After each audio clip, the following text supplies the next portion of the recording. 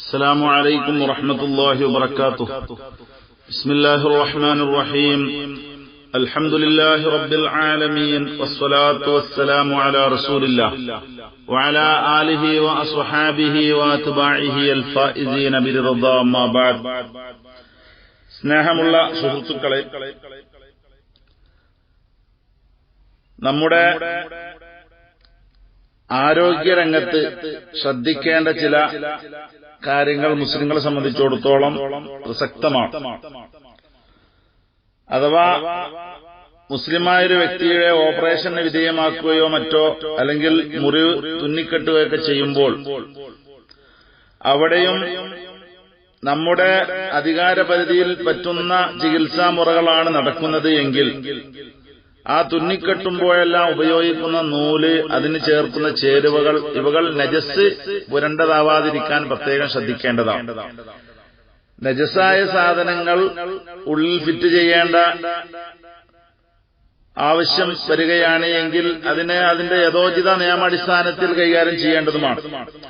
ഇവിടെ പച്ച കുത്തുന്നതിന്റെ വിധി തന്നെ നജസുമായി ബന്ധം സ്ഥാപിക്കുന്ന മറ്റു വസ്തുക്കൾക്കും ബാധകമാണ് എന്നാണ് ഇസ്ലാമിക ഫിഖഹിന്റെ വീക്ഷണം.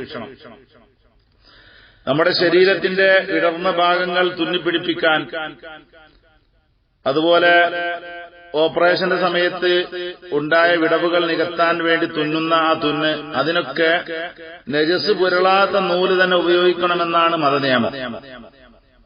ഇത് നമ്മൾ ചെയ്യുകയാണെങ്കിൽ പ്രത്യേകമായി അത് ശ്രദ്ധിക്കേണ്ടതാണ്. ഇനി ആശുപത്രി അധികൃതർ ആണത് ചെയ്യുന്നതെങ്കിൽ, മതപരമായ ബോധമുള്ളവരാണ് എങ്കിൽ അവരോട് ഉത്ബോധിപ്പിക്കാൻ കഴിയുമെങ്കിൽ പ്രത്യേകം അക്കാര്യം അവരോട് പറയാൻ ശ്രമിക്കണം. ഭൗതികന്മാരാണ് ഇങ്ങനെയുള്ള പല ചികിത്സകളും നടത്തുന്നത് എന്നതിനാൽ അവർക്ക് ചിലപ്പോൾ ഈ വിഷയത്തിലൊന്നും ബോധമുണ്ടാകണമെന്നില്ല. അതുകൊണ്ട് പരമാവധി അവരെ ബോധവൽക്കരിച്ചാൽ, പറഞ്ഞാൽ മനസ്സിലാക്കാൻ പറ്റുന്ന ആളുകളാണ് എങ്കിൽ അവരോട് പറഞ്ഞ് മനസ്സിലാക്കി രക്തം പുരണ്ടതോ അല്ലെങ്കിൽ നജസ് പുരണ്ടതോ ആയ നൂലുകൾ ഉപയോഗിച്ചാകരുത് തുന്നേണ്ടത് എന്ന് പ്രത്യേകം പറയേണ്ടതാണ്. ഈ തുന്നുന്ന സമയത്തിന് രക്തം പുരണ്ട് എന്നതുകൊണ്ട് അതിന് പ്രത്യേകമായ പ്രശ്നവുമില്ല എന്നാണ് മഹാന്മാരായ പണ്ഡിതന്മാർ ഇത് സംബന്ധമായി രേഖപ്പെടുത്തിയ രേഖകളിൽ നിന്ന് നമുക്ക് മനസ്സിലാക്കാൻ കഴിയുന്നത്. മഹാനായ ഇമാം കല്ലൂബി റളിയല്ലാഹു അൻഹു പറയാണ്, അദ്ദേഹത്തിന്റെ കല്ലൂബി ഗ്രന്ഥം 1-ാം വാള്യം 183-ാമത്തെ പേജിൽ, كل ما مر من أحكام الوصل يجري في الوشم وخياطة الجرح بخيط نجس والتداوي بنحو دهن نجس فيحرم فعله على مكلف مختار عامد عالم بالتحريم بغير عذر ولو حائلا ورقيقا وتجب إزالته عليه مع عدم الخوف ولا تصح صلاته معه. കുല്ലുമാമറ പറയപ്പെട്ടതെല്ലാം മിൻ അഹ്കാമിൽ വസ്ലി, ചേർത്തിവെക്കുക, ശരീരത്തുമായി മറ്റൊരു വസ്തുവിനെ ബന്ധപ്പെടുത്തുക എന്ന വസ്ലിന്റെ ഹുക്മിൽ പറയപ്പെട്ട മുടി ചേർത്ത് വെക്കുക, മറ്റ് ചേർത്തിവെക്കേണ്ട മസാലകൾ പറഞ്ഞിട്ടുണ്ടല്ലോ. ആ പറയപ്പെട്ട എല്ലാ ഹുക്മുകളും യജ്രി ഫിൽ വശ്മി, അത് പച്ച കുത്തുന്നതിലും സംഭവിക്കുന്നതാണ്. അതുപോലെ തന്നെ വഖിയാതത്തിൽ ജർഹി, മുറിവായ സ്ഥലത്ത് തുന്നുന്ന വിഷയത്തിലും ബിഖൈത്തിൻ നജസിൻ, നജസായ നൂലുകൊണ്ട് തുന്നുമ്പോഴും.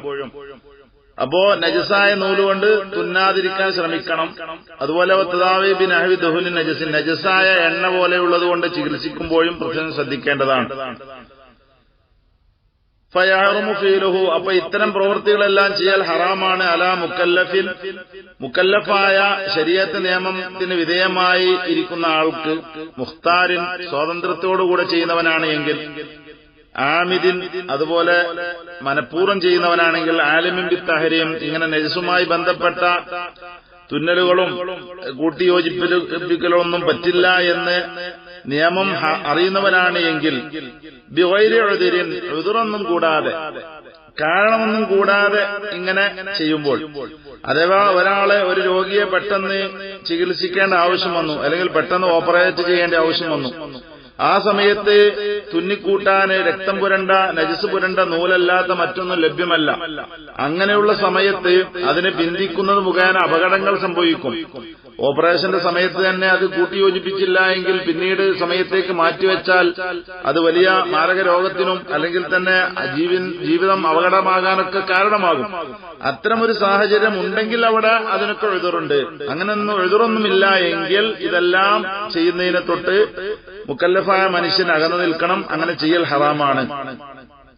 വലോ ഹായിലൻ റഖീഖൻ, അത് ഹൈലുകാരിയാണെങ്കിലും ശരി, അതുപോലെ തന്നെ റഖീഖൻ റഖീഖായ ആളാണെങ്കിലും ശരി.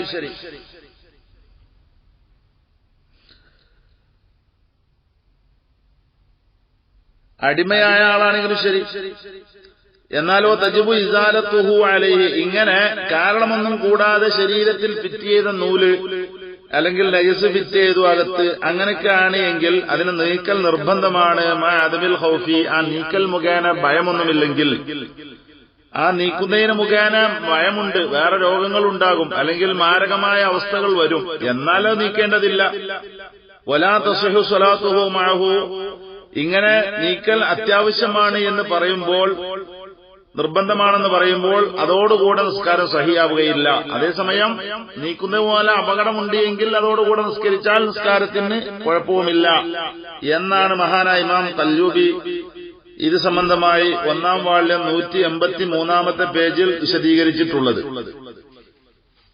എന്നാൽ ഇവിടെയൊക്കെ പറഞ്ഞു കൊടുത്തു നമ്മള് നിർബന്ധിത ഘട്ടങ്ങളിൽ മനുഷ്യനിക്ക് ഇത്തരം എല്ലാ പ്രശ്നങ്ങൾക്കും ഇളവുണ്ട്. ഒരു നിർബന്ധിത സാഹചര്യത്തിൽ നജസ് പുരണ്ട വസ്തുക്കൾ മാത്രമേ ഇങ്ങനെ കൂട്ടിയോജിപ്പിക്കാൻ കിട്ടിയുള്ളൂ.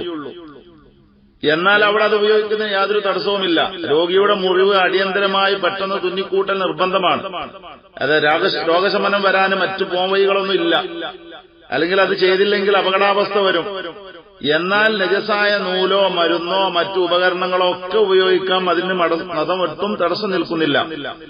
എന്നാൽ എല്ലാ അനുകൂല സാഹചര്യങ്ങളും ഒത്തിണങ്ങിയിട്ടും മതവിധി മാനിക്കാത്ത ബിരുദന്മാര് മതം പാലിക്കാതെ ഏതായാലും നജസ് കൊണ്ടേ തുന്നുള്ളൂ എന്നൊക്കെ വാശി പിടിക്കുകയോ അല്ലെങ്കിൽ അതിന് വിധേയമായി നിന്നുകൊടുക്കുകയോ ചെയ്യുന്ന ആളുകളെ ചങ്ങലിക്കിടാനുള്ള നിയമം മാത്രമാണ് പാടില്ല എന്ന് പറഞ്ഞത്. അങ്ങനെ ആ നിയമം പാലിക്കുന്നത് മുഖേന അപകടാവസ്ഥ മനുഷ്യന്റെ ജീവഹാനിക്കോ അല്ലെങ്കിൽ ശരീരത്തിലെ രോഗശമനം പിന്തുന്നതിനൊക്കെ കാരണമാകുമെങ്കിൽ അതൊന്നും പ്രശ്നമാക്കാതെ നജസ് പുരണ്ട സാധനങ്ങൾ കൊണ്ട് തന്നെ ഇത്തരം ചെയ്തികളൊക്കെ ചെയ്യുന്നതിന് യാതൊരു വിരോധവുമില്ല എന്നാണ് വ്യക്തമാകുന്നത്. വആഖിറു ദഅവാനാ അൽഹംദുലില്ലാഹി റബ്ബിൽ ആലമീൻ. അസ്സലാമു അലൈക്കും വറഹ്മത്തുള്ളാഹി വബറകാതുഹു.